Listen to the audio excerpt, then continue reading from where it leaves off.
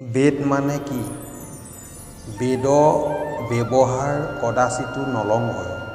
এই কথাষাৰৰ তাৎপৰ্য কি? সেই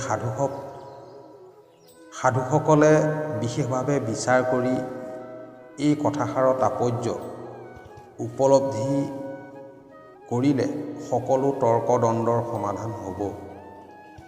বেদৰ শব্দ অৰ্থ হৈছে জ্ঞান। বেদ মানে জ্ঞান।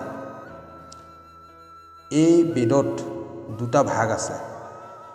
এটা ভাগ কৰ্মকাণ্ড আৰু অন্যটো হ'ল জ্ঞানকাণ্ড।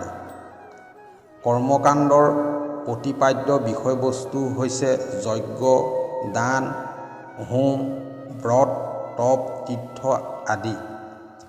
জ্ঞানকাণ্ডৰ প্ৰতিপাদ্য বিষয়বস্তু কেৱল মাত্ৰ হৰিনাম কীৰ্তন। এই বেদৰ সম্পৰ্কে ভগৱন্ত কৃষ্ণই নিজ মুখে যি কৈছে, বিচাৰ কৰি যদি আমি চাওঁ, ভাগৱততে বৰ সুন্দৰকৈ আছে। ভগৱন্ত কৃষ্ণৰ পৰম বান্ধৱ ছজন ভকতৰ এজন উদ্ধৱ মহন্তক চাৰি বেদৰ বিষয়ে কৃষ্ণই এনেকৈ কৈছে, ময়েই উপাস্য তত্ত্ব, মোত বাহিৰে বেদত আন কাকো ব্যাখ্যা কৰা নাই। সেইকাৰণে এনেকৈ কৈছে, বেদে যেন কৰে তাক শুনা প্ৰাণ সখী, মায়াময় বেদ ধৰ্ম সবাকো উপেক্ষী, কেৱলে আমাত মাত্ৰ লৈবেক শৰণ, হুইবে কৰ্ম মল তেজী তেৱেহে প্ৰসন্ন।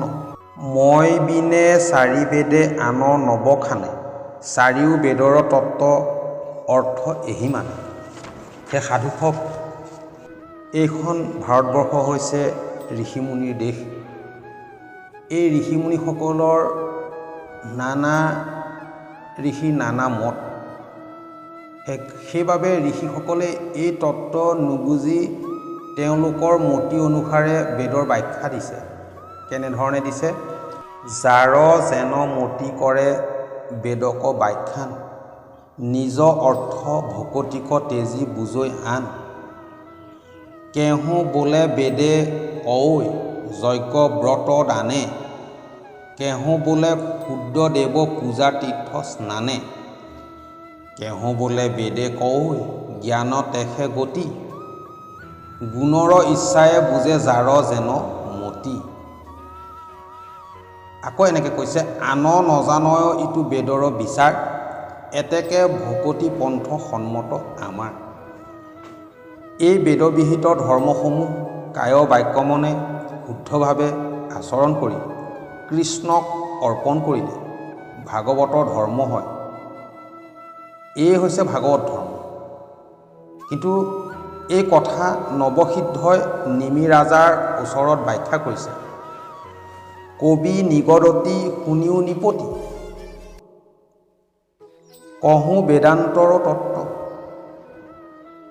স্বভাৱে যি কৰে দান হোম মহা, তপ জপ তীৰ্থ ব্ৰত, কায় বাক্য মনে যতেক আচৰে, লৌকিক বৈদিক কৰ্ম হুয়া একমত, ঈশ্বৰ কৃষ্ণক অৰ্পিব শিশৱ ধৰ্ম, নিত্য নৈমিত্তিক যত জাতি ধৰ্ম, আশ্ৰমৰ যত কৰ্ম, কৃষ্ণত অৰ্পিলে জানিও হয় মহাভাগৱত ধৰ্ম।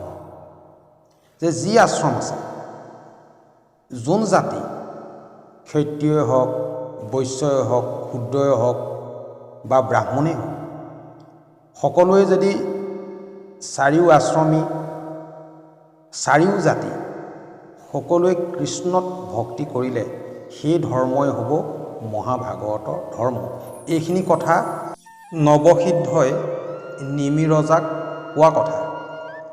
আৰু এই নৱসিদ্ধই আৰু কিছু কথা কৈছে যে এই বেদবিহিত কৰ্ম অনুষ্ঠানসমূহ শুদ্ধভাৱে কৃষ্ণত সমৰ্পণ কৰাৰ যি সিদ্ধান্ত দিছে, সেই কালৰ আৰু পাত্ৰৰ বিচাৰ প্ৰয়োজন আছে। নিমি ৰজা কলিকালৰ লোক নহয়। এয়া কেইবা যুগৰো আগৰ কাহিনী বা কথা। সেই কালৰ লোকসকলৰ যি শৌৰ্য বীৰ্য পৰিপুষ্ট হৈ হাজাৰ হাজাৰ বছৰ পৃথিৱীত জীয়াই আছিল, তেনে লোকজনেও অৰ্থাৎ নিমি ৰজাই এই পৰম দুষ্কৰ কৰ্ম ভক্তিৰ কথা শুনি বিমৰিষ মনে সংসাৰ তৰাৰ উপায় নাই বুলি খেদ কৰিছিল। কি বুলি? পাছ নিপবৰ পৰম দুষ্কৰ শুনিলা কৰ্ম ভকতি, যোগীৰো দুৰ্গম মনক নিয়ম কৰিবে কাৰ শকতি। এনে দুষ্কৰ কৰ্মভক্তি সাধন কৰি গতি পোৱা অসম্ভৱ বুলি নিমি ৰজাই খেদ কৰিছিল। মাথা চপৰাই গুণে নিমিৰাই নাপায় সংসাৰৰ পাৰ। এই কথা নিশ্চিত যে কলিযুগৰ লোকে ছিদ্ৰশূন্যভাৱে কৰ্ম ভক্তি অনুশীলন কৰিব নোৱাৰে। সেয়েহে মহাপুৰুষ শ্ৰীমন্ত শংকৰদেৱ গুৰুজনাই কলিকালৰ লোকৰ কাৰণে বেদৰ সাৰ সিদ্ধান্ত হৰিনাম হৰিভক্তি পন্থ প্ৰচলন কৰিলে আৰু এক শৰণ হৰিনাম ধৰ্ম এই অসম মুলুকত মহাপুৰুষ শংকৰদেৱ গুৰুজনাই প্ৰচাৰ কৰি আমাক দি থৈ গ'ল। এক দেৱ এক কেও একবিনে নাই কেও।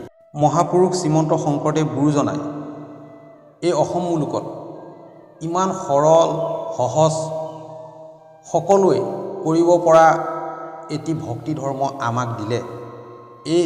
এই কথাষাৰ গুণমালাত মহাপুৰুষে বৰ সুন্দৰকৈ কৈ গৈছে। ইটো বিটোপন ধৰ্ম সনাতন, আকাশে কীৰ্তন কৰে সাধুজন, শুনিও দশম আতি নিৰূপম, কৃষ্ণৰ পৰম জনম কৰম।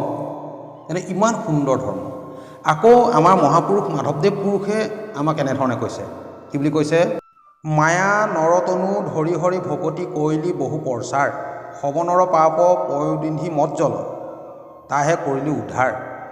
অৱনিশি চাৰি বেদ বিচাৰি বেকত কৰোঁ হৰি নাম, যা কেৰি বয়নে মিলাই গাই পাই মনৰ্থ কাম।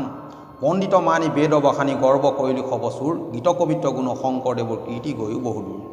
আকৌ এনেকৈ কৈছে যে ভকতি ভাণ্ডাৰ দ্বাৰশ বছৰি, মুকুতি কৰিলি উদাস, এক শৰণ হৰি নাম ধৰম কহু, ৰাজা কৰোঁ পৰকাশ। তেনেহ'লে চাওকচোন, যিমানবিলাক ভকতিৰ ভাণ্ডাৰৰ দুৱাৰ আছিল চব দুৱাৰবিলাক খুলি দিলে কোনে? মহাপুৰুষ শ্ৰীমন্ত শংকৰদেৱে।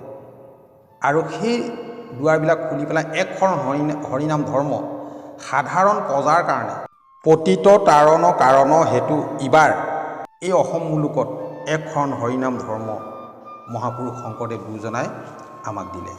সেইকাৰণে কৈছে চাৰিও বেদক ব্ৰহ্মাই আনি বিচাৰিলা তিনিবাৰ প্ৰমাণী, এহি মানে মাত্ৰ কৰিলা সাৰ, হৰি কীৰ্তনেহে তৰি সংসাৰ। ব্ৰহ্মাদেৱে বেদক চাৰিবাৰ প্ৰমাণ কৰিছে আৰু বেদত যে অকল হৰি কীৰ্তনৰ কথাই আছে বুলি ব্ৰহ্মাদেৱে প্ৰমাণ কৰিলে। কিন্তু এই বেদৰ বিষয়ে আমাৰ বহুতে নুবুজে বেদৰ অভিপ্ৰায় গুহ, কৰ্মক কৰিবে নোৱাৰে মোহ, মূৰ্খ হৈ বোলে মই পণ্ডিত, নষ্ট কৰি ফুৰে আনৰো চিত। কৃষ্ণ।